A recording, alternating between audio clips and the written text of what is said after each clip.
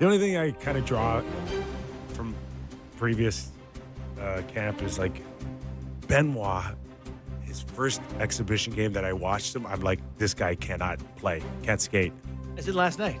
No, years ago. Okay. When he first broke in with the Leafs, when they first brought him over, and then he was fine. So I'm really hoping that they had about 20 Benoits last night. Yeah, this is not like a conclusion that they're going to be They're bad really or slow. They're really slow, and then they find their way. But the one thing that did bother me last night watching the Leafs 50 shots and never is having that the puck. Stolars was by far and away their best player. But do you really want to put that type of night on him less than a week to go from your opener, that he's got to see get his 45, 50 shots on goal?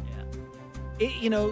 The other concern coming out of last year is that the underlying numbers for the Leafs last year weren't great. They were 29th in shot attempt differential. The other team outshot them most of the time. They were first in the NHL in wins when getting outshot because Stolars and Wall were very good.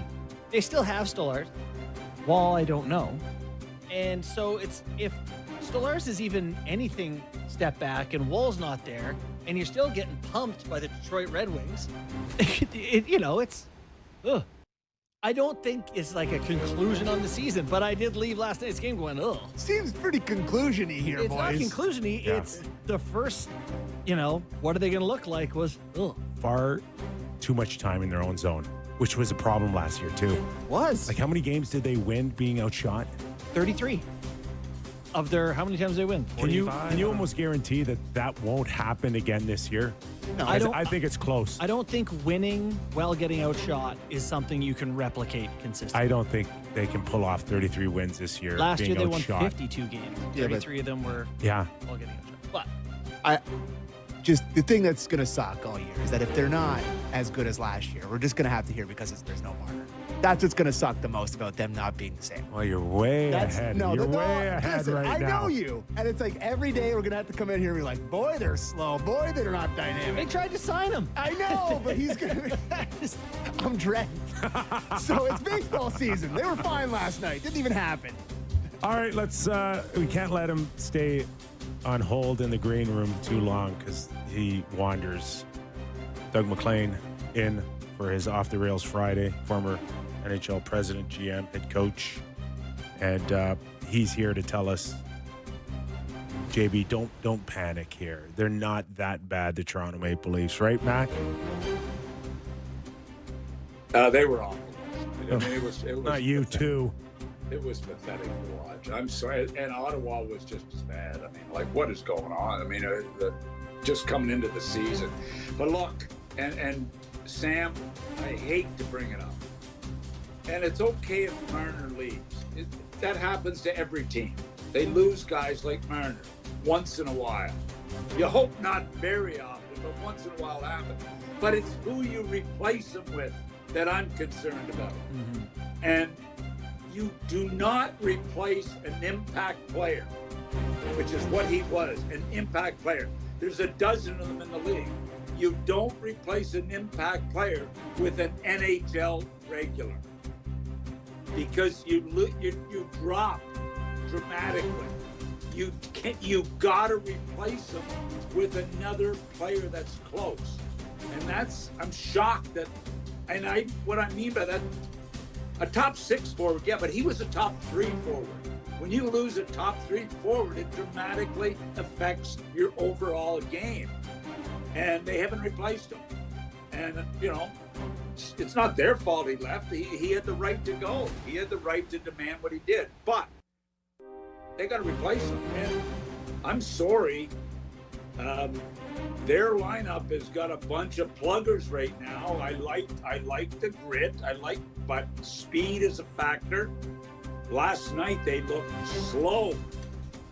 So I would give the Marcella kid, Marcella, is that how you say? I would give him an opportunity. Machelli to move up in the lineup here. The kid can make plays. He's got some skill. Move him up and give him a chance to become a top 6 player unless you're going to trade for one. Well, they started Max there, Domi. I know. And Max Domi. Hey, Nick, I know you love Max Domi, but he's not a top 6 forward. Listen, I think that's a safe assessment that he's not spent the first 10 years of his career as a lock-in, as a top winger. Why do they think he's a top 6 all of a sudden? Lack of Why options. do they think? What? Lack of options. That's right. Lack of options. That's my point. And he does possess more skill than what the third and fourth line have.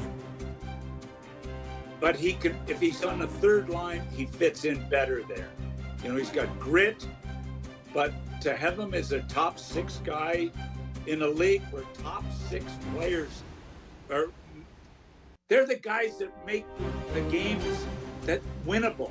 They make the plays to give you a chance. I know you need grit and you need checkers and you need all that. I know that's really important.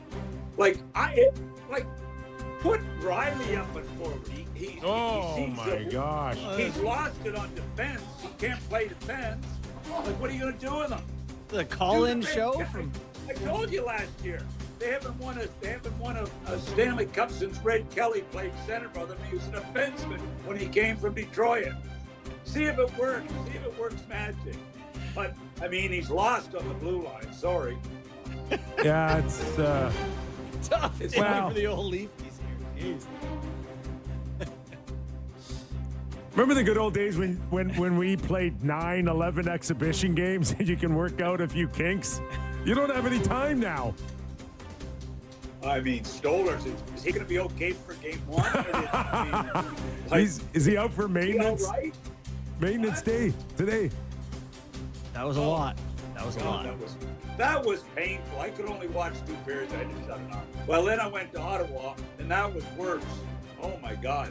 And I'll tell you, with Ottawa, they need some toughness in that line. Montreal are laughing at them. When did Montreal become so tough that now they're chirping? You know, Gallagher's going by their bench chirping at them. I mean, they need some toughness. And mark my words, Ottawa will make a move this week to bring some toughness into their dressing room. Ooh, Mark my words. We'll watch for that. So how do you power rank the 3 Canadian teams in the Atlantic? Montreal, Ottawa, Toronto. Well, I gave you the Eastern standings last week. Did you not write them down? Like, seriously, do I have to repeat myself? Yes, you do. What? You do have to repeat yourself. Yeah, well, I've got, here it is, Florida. Like, Toronto and Ottawa are not even close to Florida and Tampa right now, guys. So I've got Florida, Tampa Bay, Ottawa, Toronto, Montreal, Detroit, Boston, Buffalo. All right. So I'll write it down this time. So let me give you the West. You want the West? Write this down so I don't repeat myself next week.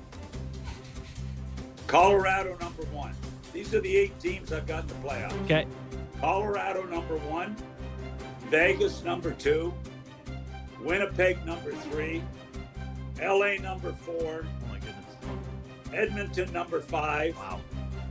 Dallas, number 6. Utah are going to make the